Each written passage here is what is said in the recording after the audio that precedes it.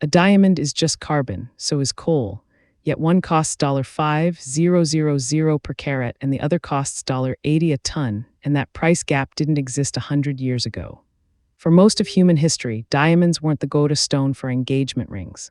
That's not because they were too rare or too precious. It's because nobody had decided they should be. Rubies, sapphires, emeralds, those were the status plays. A diamond was just a clear rock that happened to be hard. And here's the trick. The reason it became the ultimate symbol of eternal love has almost nothing to do with the diamond itself. Let's start with the accepted story. Diamonds are rare. Diamonds are the hardest natural substance on Earth. Therefore, diamonds are valuable and precious. Seems logical. And that logic held up fine until the late 1930s when something strange happened to the diamond market.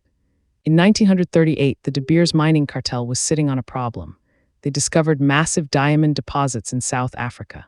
So massive that if they released them all at once, the price would collapse. Supply would overwhelm demand. So De Beers did something brilliant and deeply calculated. They hired N.W Ayer, one of the largest advertising agencies in America, and gave them a simple brief: create demand where none existed. N.W Ayer's strategy was elegant. They didn't market diamonds as investments or collectibles. They rebranded them as proof of love. They placed diamonds in movies. They got Hollywood starlets to wear them. They ran ads that equated a diamond with emotional commitment. And in 1948, they came up with a slogan that would reshape how millions of people thought about relationships: a diamond is forever. That phrase wasn't poetic accident. It was copywriting designed to do psychological work. Forever tied the stone to permanence, to unbreakable commitment. A diamond wasn't just a ring anymore, it was a symbol that your love would last. And here's what makes this remarkable: it worked. Before the campaign, diamonds accounted for a tiny fraction of engagement ring purchases. By the 1950s, they dominated the market. By the 1970s, the 4Cs, carat, color, clarity, and cut, had become the universal language for valuing diamonds. De Beers had successfully convinced an entire culture that a colorless rock was the only acceptable way to propose. Now here's where the accounting gets interesting. De Beers controlled about 80% of the world's diamond supply. They had the power to set prices because they controlled the flow of stones into the market. But controlling supply doesn't automatically create high prices, it creates stability. What created the high prices was the manufactured demand. The actual cost to mine and cut a diamond isn't anywhere near what you pay retail. A rough diamond from the ground might cost a few $100s to extract. The cutting and polishing might add another few hundred, yet that same stone sells for thousands. Where did that money go? Into marketing, into retail markup, into the artificial scarcity narrative.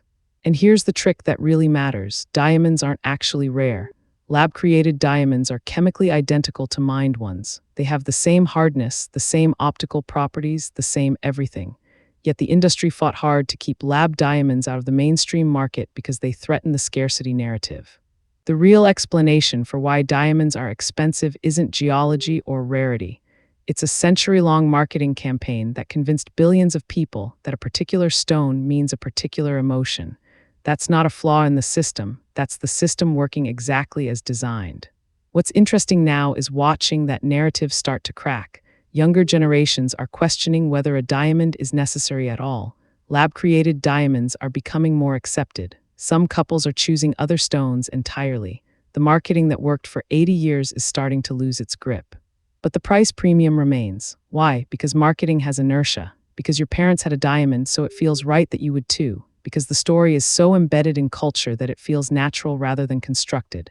That's the real power of what N.W Ayer built. They didn't just create a product category. They created a tradition that feels timeless. The economics here teach us something bigger. Value isn't inherent in objects. It's constructed through narrative, scarcity control, and repeated cultural messaging.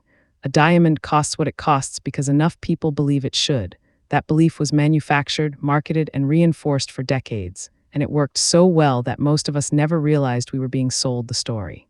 This video is for educational and informational purposes only and is not financial advice. Always do your own research. If you want to understand the hidden economics behind other everyday purchases, why your phone costs what it does, why housing became unaffordable, why prescription drugs are so expensive, subscribe. There's a new case study every week. Subscribe so you don't miss the next breakdown of where your money actually goes.